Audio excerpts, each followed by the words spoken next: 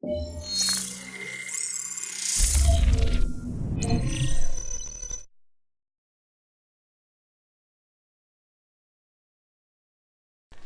I'm Wendy Grant. I'm Director of Marketing and Communications for the Fleet Science Center in San Diego, located in beautiful Balboa Park. We're here today to talk about the fleet's newest film, Aircraft Carrier Guardian of the Seas. And we have two special guests with us, Mark Krenzien, the producer of Aircraft Carrier, and Captain Craig Clapperton, Special Assistant to the Commander, Naval Air Forces, and really, star of the show. The carrier's the star of the show.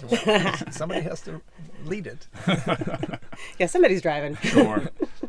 So, Mark, what is Aircraft Carrier about?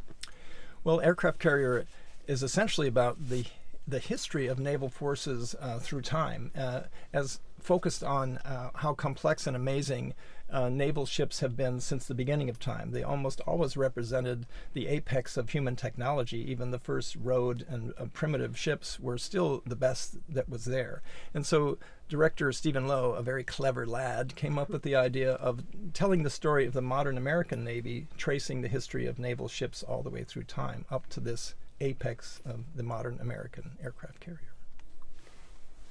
So, Craig, RIMPAC is the Rim of the Pacific Maritime Exercise, and that's really the focus of the film.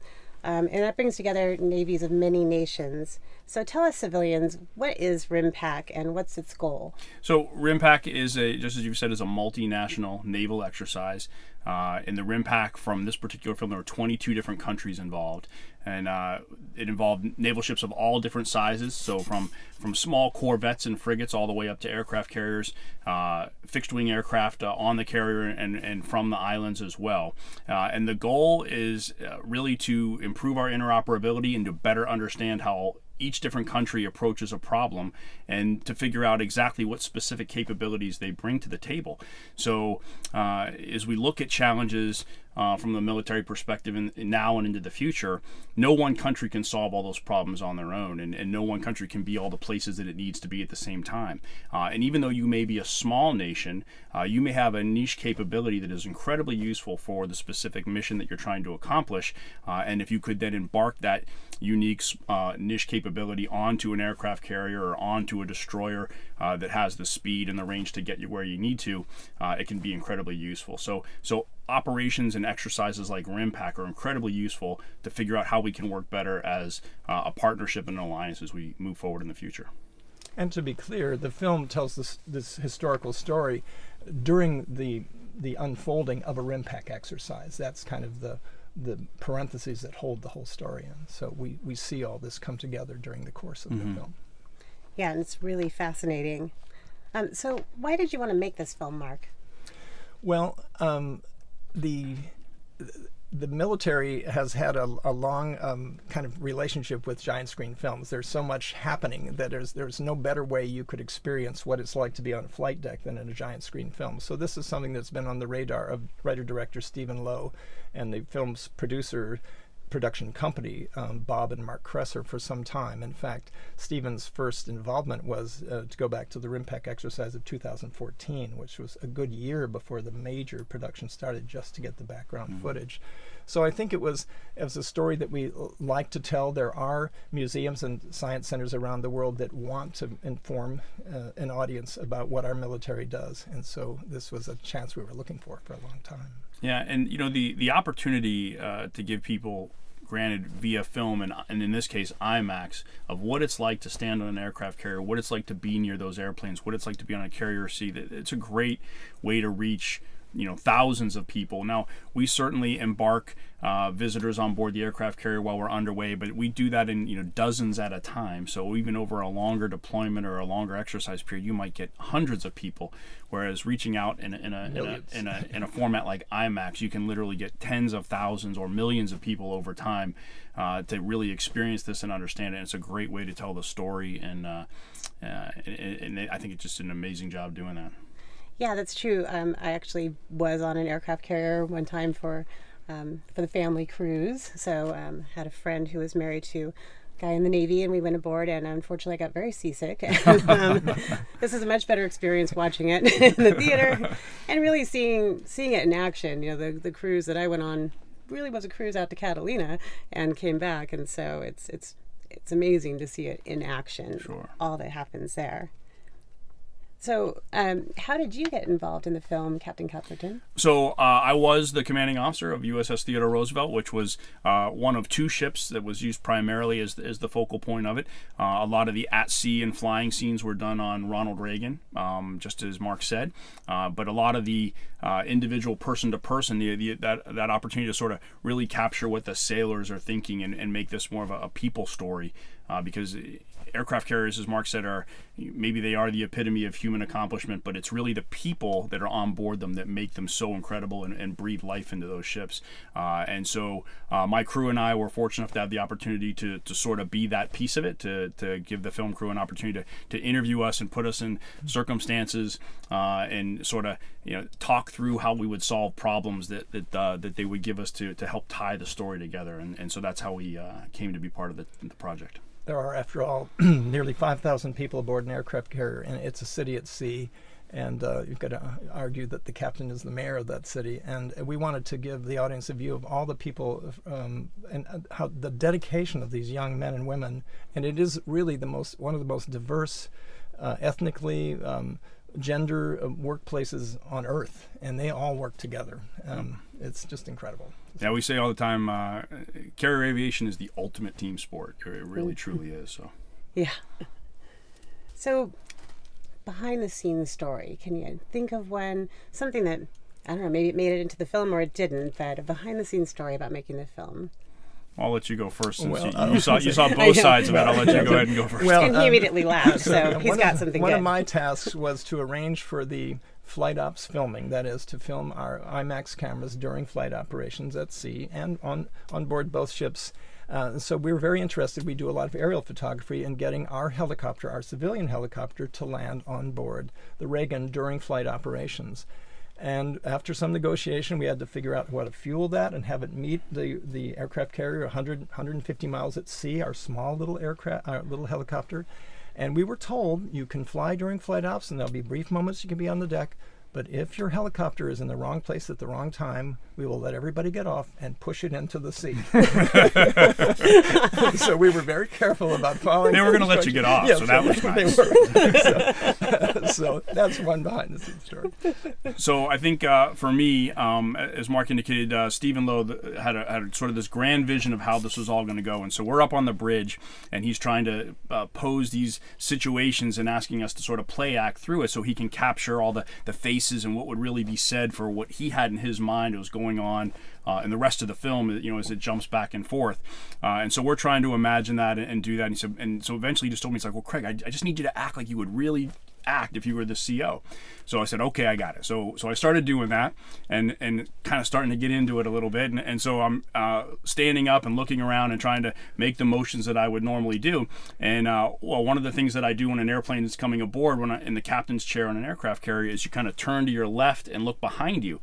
Well, not kind of being a neophyte to this whole film thing, what I didn't realize what I was doing is I was turning my bottom to the camera the entire time. And after about 2 or 3 minutes of that, Steven's like, yeah, if you could do that, but not show us your backside quite so often.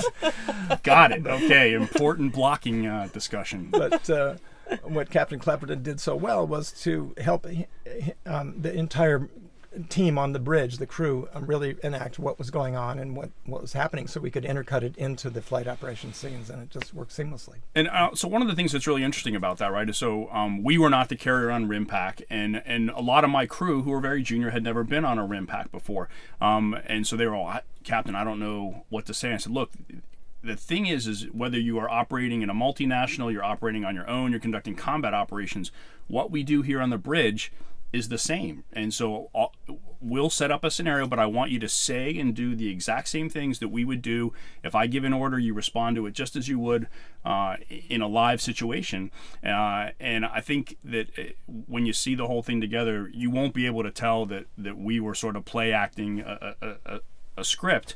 I mean, there really was no script, but that it just ties in, and that's because what you do on an aircraft carrier, really in any situation, peacetime operations, combat operations, training operations, the concepts and the procedures are exactly the same, and that's so important to get that training and that sort of muscle memory into everybody. So that was kind of a cool piece of it. Yeah, so it's really what you really do. It wasn't It's exactly right. acting. Yep. And in fact, every time we did something that was exactly what we would do, and then Stephen would sort of catch on something, go, that was really good. What was that? And then we would stop and kind of go back because he wanted to make sure he captured that, because he's like, that's a great piece of the story. We really got to tell that. So it was a lot of fun. So Mark, you've been the writer, producer, and or director on more than a dozen giant screen films, including a couple of my personal favorites, Mystery of the Nile and Adventures in Wild California. So how did you begin working in the wild world of giant screen films? Well, I studied international relations, politics, thinking I was going to be a diplomat in school. And as that almost finished that degree, I thought, well, I'd really want something a little more adventurous still. And I narrowed it down to either architecture or film. And I got a terrific job working for a kind of a granddaddy of the documentary film world, who's still alive today, a guy named D.A. Pennybaker. And that set me off on the idea of making stories about real people and their real lives. But the thing that got me hooked on the giant screen is I'm also an outdoor person. I don't like to spend my day on a sound stage. I like to be out in the real world. And so giant screen filmmaking is just that. You find yourself up on the top of a tallest tree in the Western Hemisphere trying to make a movie, or on the flight deck of an aircraft carrier, and it's just suited me perfectly. So I've been doing that ever since. And Captain Clapperton, you're a Penn State graduate with a degree in aerospace engineering. How did you decide on a career in the Navy? So it's kind of a cheesy 1980s story. So Top Gun came out. I think I was a sophomore or freshman in college that year, and I had applied for an ROTC scholarship out of high school and got to the finals, but didn't get it, and I was a little frustrated about that. So I went off to college. I did pretty well in my freshman year, but I knew, much as Mark said, is, hey, I like engineering, but I cannot sit behind a desk, solving math problems for the rest of my life. That's not what I'm about. Top Gun came out, and I said, that's what I want to do. So kind of went in and talked to the recruiter and made sure I took all the right classes and made sure I focused on my grades appropriately. And then fortunately I was picked up for an ROTC scholarship, and then I was commissioned after my senior year, and the rest is history. So. Yeah, this is full circle, because I've been saying this is like the real Top Gun. Well, sort of, yeah, right. This movie. This is what really happens on board an aircraft carrier. So. Yeah, and then who knew that joining the Navy would lead to a giant screen film That's career? That's right, exactly. There you go. Right. Yeah, true. Yeah. What do you both hope that audiences will take away from Aircraft Carrier Guardian of the Seas? Well, I think it's inevitable that they'll take away the gee whiz factor, right? They're going to see this amazing ship and these incredible airplanes and all this fast action in the submarines, and so that's great. I know that's a given. They're going to take that away. The visuals are just too overwhelming to not walk away with that. I think what I really hope that they take away is how incredible the young men and women are that operate these machines. They're very talented, very dedicated, very professional people. When you're on deployment, you're away from home for 6 to 8 months at a time. You're working at least 6 days a week, 12 to 14 hours a day, doing incredibly dangerous, incredibly challenging things. And these young men and women on an aircraft carrier average 23 to 24 years old. They're doing it safely, they're doing it effectively, they're doing it efficiently, and when necessary, they're doing it with great lethality. And it's an incredibly important sacrifice and service that they do for our country. So I hope some part of that story gets told, or some part of that gets taken away from as the audience watches the film as well. Absolutely. I knew that Craig was going to jump right into what I would have said. I think the technological marvel that is all embodied in an aircraft carrier, everything from the launch systems, the retrieval systems, and they're touched on in this film. But the thing I hope most people take away is both the diversity, as I said, and the entire coordination and the dedication of a relatively young crew that is working under conditions and intensity that most of us don't experience. It's really impressive. And I think this is a great opportunity for them to be able to show people, this is what I do, this is my job. Absolutely. In a really profound way. Yeah, and they're super proud of having that opportunity when they do get visitors on board, whether it's, as you said, a Family and Friends Day cruise or a Tiger cruise, or when DVs come out to visit us on the ship. The visitors are always so surprised how charged up the young men and women are to talk about their job. It's because they love it, right? So they're super excited to have that opportunity to say, this is what I do, because they're proud of what they do, and they should be. So. And you see it tangibly. There are lines on that deck. If you're on this side of the line, you're safe. If you're on that side, you're not. And many a time, a crew member would grab me by the shoulder and say, over here. And they're out there watching you and their job. It's impressive. Mark, what are some of the special technical demands of making a giant screen film? Well, first and foremost, giant screen films and films like that play in your brilliant dome have to be uber high definition, ultra high definition to look good on these giant spaces. So that takes a particularly adept camera, whether it's a 70 millimeter film camera that holds only 3 minutes of film, that's what we do the aerials with, or an 8K digital camera that runs hot and can be put out of operation by radar, which happened.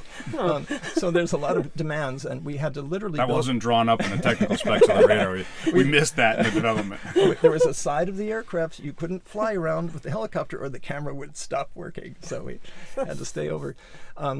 So I think we'd spend a lot of time preparing so that we can come in and not interrupt. I mean, after all, this is work that's going on and we can't stop it. So there are special demands. We're not just wandering around with small reality show cameras. There's that. And then aerial photography is such a big part of what we do, and having the ability to get our helicopters so close to both the landing and launching of aircraft. Watch for that when you're watching the film. Just how close to the camera? How did they let them get that close? Right. And it was impressive, and I think safe at the same time. So. And I think that's one of the other, from the safety side of it is, we talked about that, right? The flight deck, as they say, 4.5 acres of the world's most dangerous territory, and it really is. And so to be up there, not as we would always say in the Navy, with your head on a swivel looking around you all the time, but not with your head on a swivel looking down to make sure you're getting that perfect shot, because this may be the only chance you get. And it's not a quiet place. It's not a cool place. It's hot. It's noisy. There's jet blast going everywhere. So it's about it. Well, it's a very challenging place to work just in a normal day. So I can imagine when you're not allowed to look around and you have to get the perfect film shot and you get one shot to do it. It's pretty unique. It's certainly not a movie studio, that's for sure. Yeah, in this film, you actually take us into the cockpit of jets. You take us into submarines, which are tight spaces as they are. Yeah, sure. How did you get those shots? Well, first of all, you have to get permission to be there. And partly, again, it is this digital revolution has given us a chance to shrink the format of our cameras and also to record more realistic sound, because the older film cameras were quite noisy. So we could do that. That was the primary way we went about that with, as I say, we're always looking for the next best.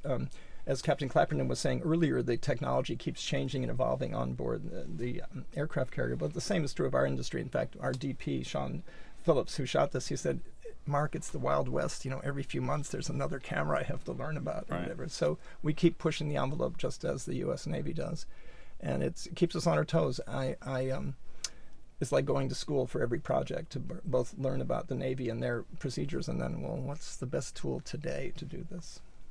Speaking of technology, I think one of the most fascinating things is showing actually the technology aboard the ship and the engineering that's involved, and I think that's beautifully done in the film. So you're really seeing how those arrest cables work, how the aircraft are launched off of the deck.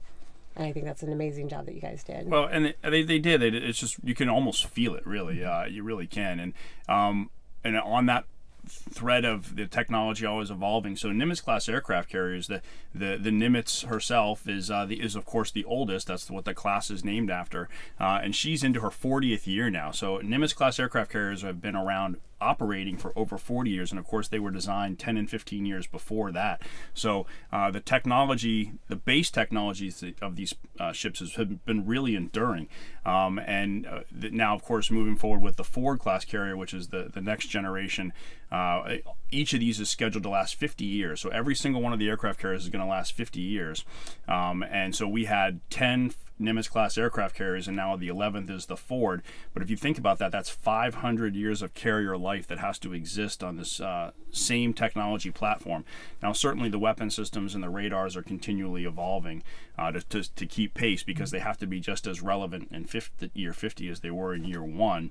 But it's an amazing accomplishment and really just genius design to come up with something that is relevant that far into the future.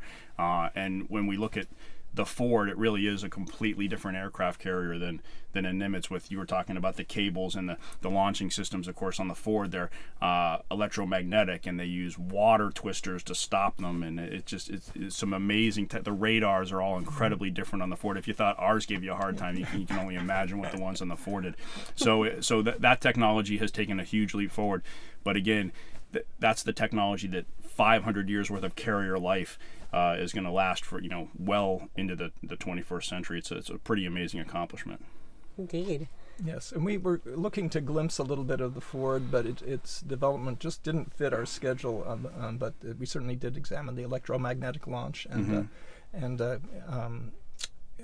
retrieval systems. And what's interesting is that you see how things are proven and how things have lasted. I mean, the current launch systems are so bulletproof, and yet they find a way to build on it. So. Yeah, it's an amazing. And what you did capture, the F-35 JSF, of course, is really the future for the U.S. Air Force and naval aviation, as well as many of our allies as well. And Yep. when you see that airplane coming up on the elevators and going down the catstroke, you can tell that is not an F-18. It is a very different, clearly a next generation level airplane. Of course, and when you can see, and we use some great CGI, very talented people, when the pilot looks down and he literally sees through the fuselage of his aircraft, so he can see 360. Right. It's yeah, impressive. the helmet, they don't see the airplane around them, they see through it. It's incredible. Yeah, so nobody's pulling that Top Gun maneuver, right, and sneaking up on you. That's right. You're going to see them in that jet. That's right. In that jet, you can't get away with that one, right? So. Yeah, it's beautiful. I mean, I was like, I want to fly that Yeah. jet. Well, and then when you speak of cutting edge technology, as we were adding the F-35 to the finishing the film, there was always, well, what can we show and what can't we show? Yeah. It had to be back and forth. Well, and you guys did a great job with that too, just within the RIMPAC, and then showing Combat Direction Center and the bridge and all the rest of that. You captured the right stuff. You told the story without having to show all the classified displays and capabilities. So and that's not an easy thing to do. That's for sure. Good job. What's next for both of you, Mark? What's your next project? I'm working on a project called Out of Bounds. It's kind of a mountain ecology story. We're going to follow a young snowboard Olympic champion named Tora Bright. She's Australian, imagine that, and she's won a gold and a silver medal at the Olympics. And as she's becoming more of a mountain ambassador, we're going to use her to lead us through a story about the state of alpine environments in today's world, and preserving the snow, and of course do some exciting skiing and snowboarding while we learn. That sounds fun. Pretty cool. I want to get in on that project. That sounds like a good deal. What's next for you, Captain Clapperton? Well, so I'm working on the staff now. I turned over command to Theodore Roosevelt in July, and I'm just sort of keeping my fingers crossed to wait and see what happens with the promotion list, and I'll find out hopefully in March, and hopefully it's good news, but we'll wait and see. All right, we'll be rooting for you. Yeah, thank you very much. Well, that's fantastic. We're super excited to have this film here at the Science Center. We'll be showing it daily in our Hycoff Giant Dome Theater, which is the world's first IMAX dome theater. Right. Come down and see aircraft carrier Guardian of the Seas. Thank you. Thank you. Thanks.